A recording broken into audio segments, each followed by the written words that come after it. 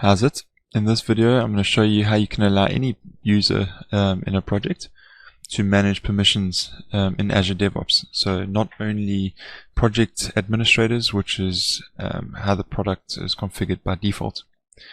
For this, I'm going to go ahead and create a new project just so that we can see that there's no other weird magic happening behind the scenes. So we'll just call this permission groups demo. Let's close that off. And we'll just create the project like this. Now that we have this project, I'm going to want to add a test user that I have so we can see this. So we'll first off go here, and again, just so that there's no other weird inherited access, we'll say create a group called view project. We're going to add this DataBot user into this group.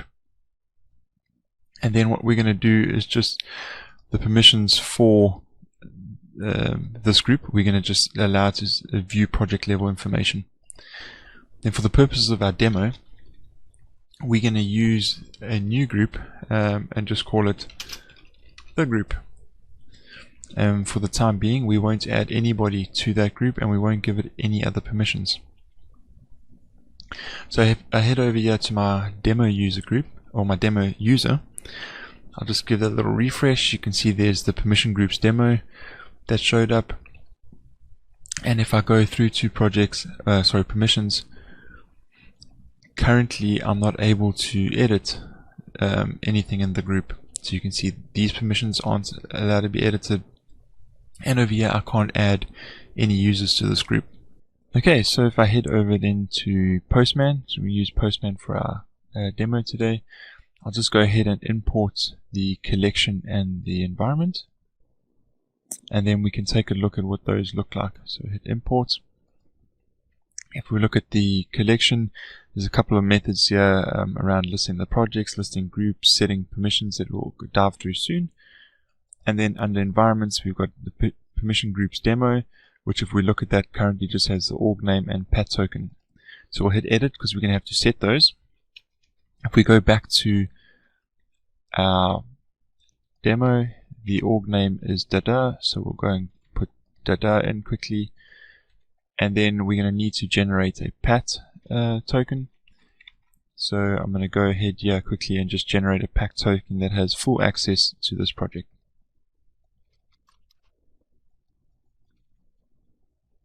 And then we're going to go ahead and paste that pat token in to our environment and close that. So now if we head to the starting point, which is listing projects, we will list all the projects that exist here. And on most of these you'll see the tests have a little green. Hopefully it's always green because I'm grabbing generally the first element that shows and setting a value with that, just so that that creates a variable for me, and then I'll go through the list and actually find the specific value that I want and update that variable. So in this case we want the project ID, so I'm going to go ahead, grab the project ID, head over here, and I'll just edit that project ID in place. Okay, so now we've got the project ID. We're going to need the descriptor for the project. So by default, this is one that I don't have to edit because there's only one value. I just grab that and put that in. After that, we're going to want to look for the specific group that we're after. So our demo focuses on the group, which is this one. And if we look at this here, I grab a couple of values. So the first one's the descriptor, the next one's the ID, and then we have a block that says we should get this. Let's start off with the group ID, which is the origin ID in this case. So I'm just go ahead and edit this in big. So we want that to be the group ID. We want to go back here and grab next the descriptor. So we'll go and hit and set the group descriptor. And lastly, we need to get this. So for that, I'm just going to switch over to link pad quickly. And I've got a little helper function here, which if you go to this link, you can get the gist, which has got this in. We'll paste in that ID, that descriptor, and get the plain version of it, which I'll just paste in there and go and save that. Okay, so now we've got all of those. Okay, so we'll start off here by just listing the permissions that we've got. So you can see this takes a security namespace, which we don't have currently, so let's go get that quickly. So I'll show all the security namespaces, and the specific namespace that we're after in this case is identity. So we'll go and grab that namespace, edit this, and update that security namespace.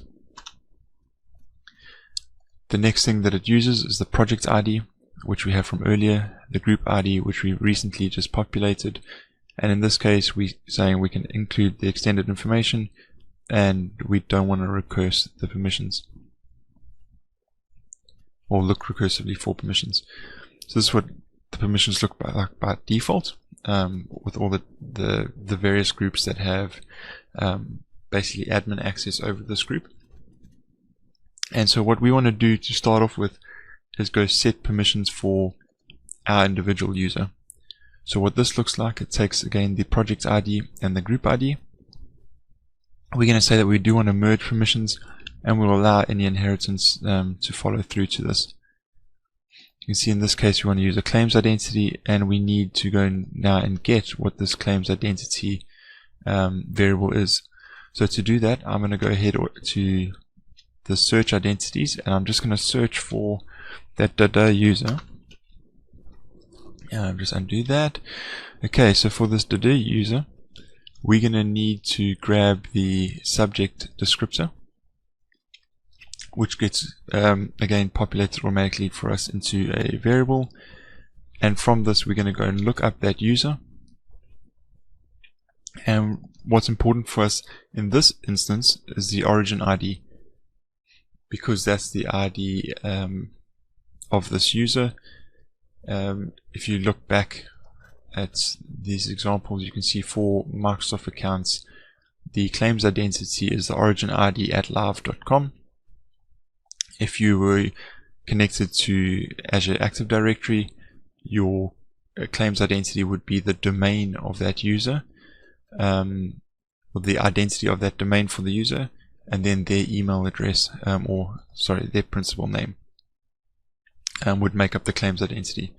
So in this case, we're going to use the origin ID at live.com.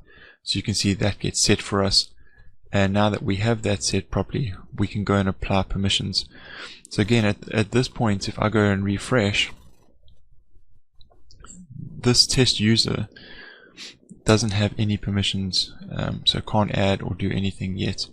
So we'll go ahead and run this. You can see that it now says it's set. So there's that origin ID at live.com. The permission that's given is 11. Sorry, that's something that I didn't explain earlier, so let me just jump there and show what that looks like actually. So we'll go back down to identity. So the reason we give 11 is because we want to give the user the ability to manage memberships, which is 8. We also want them to edit identity information, which is 2. And we could assign 10, but the effective permissions would be 11, because naturally they would be able to read the identity as well from this. So that's why we assign them 11. So if we switch back over here now to the browser and we refresh, you can see that this user still can't manage what permissions this group gets, but what they can do now is manage the group itself. So as this user, I could go in here and say, well, add Gordon and save this, and that works perfectly fine. I can also go and remove Gordon, and that works perfectly fine as well. Now from here, what we could do is go and delete this user. So the delete takes in similar things. So we're taking that token again, which is the project ID and the group ID. We're taking that claims identity again. In this case, it all gets passed through the URL instead of a body. So we'll push that. And of course, when we ran the show earlier, we went ahead and reset what the namespace was. So let's go or the namespace ID. because of that test. So we'll go ahead here, go edit the security namespace again, close that off, and this time we'll run it again, and this time it will return with true. Okay, so now if we return back here again and we refresh, this user now will no longer be able to manage members. But as you probably saw or could have noticed, that it's not exactly obvious who's able to manage this. The only way you would be able to do that, and I probably should have shown it, but if we had done a list here, we would have seen that user's permissions. But I'll show you that in the next bit when I show it with a group. So what we would want to potentially do is allow anyone that's in that group as a starting point to manage the group. And that way we've got a very obvious way of looking in the user interface and saying, oh, these are the people that's in the group, and therefore these are the people that are allowed to manage it. We don't have to go look through at the API to see what that looks like. So again, over here we'll go and set permissions. As you remember earlier, we went and grabbed what the decoded ID was for this group, and I suppose, yeah, you can see again we're using 11. As this time we're using Team Foundation identity instead of the claims identity. So we'll go and set this permission. And that comes back as 11 for this ID. And again, to show you that, if we go and run a list here now, you'll see that we see the 11 permission for that same identity. At this point though, if we do go ahead and refresh here, you won't be able to see, or this user won't be able to do anything because the user is not part of the group. So let's go back to our main admin user group, user who can edit things because they're project admin. We'll go and add the data bot to this group, and now that they're part of that group, they'll be able to add and manage that group itself. So if we go ahead here now, you can see they can add. So we go here, and again we can go and add myself, and we'll be able to go and remove myself again, and that all works fine.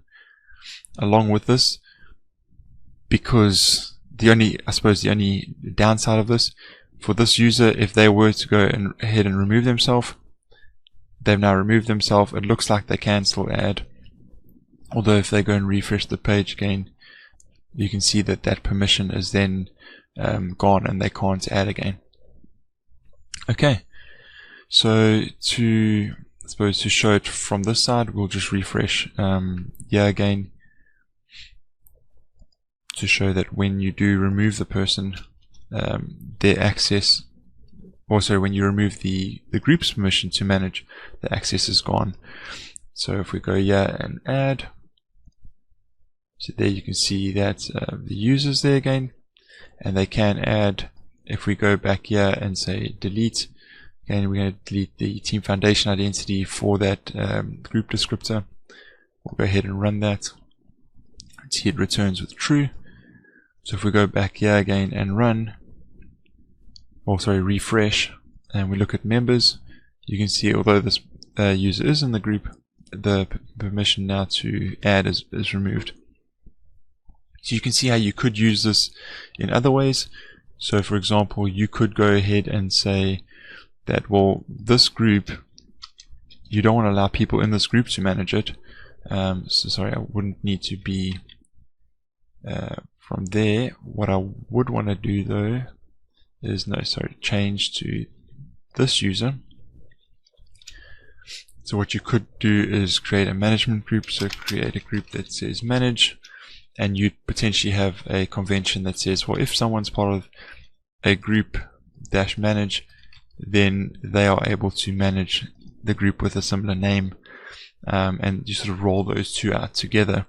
So in this case, if we have this the group manage, we'd head back here, and when we list all the groups, we would go and find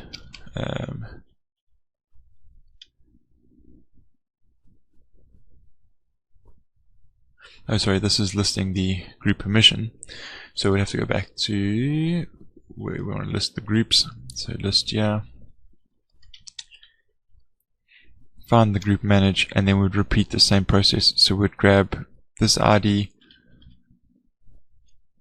we'd grab the descriptor again, we'll go decode that descriptor, use those, put them in place, and then when we get here, the group ID that we would be targeting would be the group. So over here we would oh gosh, we don't want to target that. We would target, let's grab this text. So over here we would look at targeting the group, and at this point we would add the descriptor for the managed group, and that would give the managed group permission to manage the group. And then to potentially make this group sort of self-manage themselves, you could potentially also make the managed group be able to manage itself as a way to not need to sort of bother your project admins. So that's quite useful if you do have the sort of one project to rule them all type scenario, where you can have other groups be created that allow people to create more sort of permission boundaries or permission assign permissions to groups that they can manage themselves, where you don't need the project admins. And potentially as part of another video I can show you how you can allow them, or allow anyone in your project to create these groups as well, without that needing to be a project admin as well. Thanks for watching. If you have ideas similar to this that you'd like me to dig into, just comment below. I'll reply to that. Otherwise you can head off to my profile page, which is shown on screen at the moment, or reach out to me on Twitter or LinkedIn, and we can chat more. Cheers.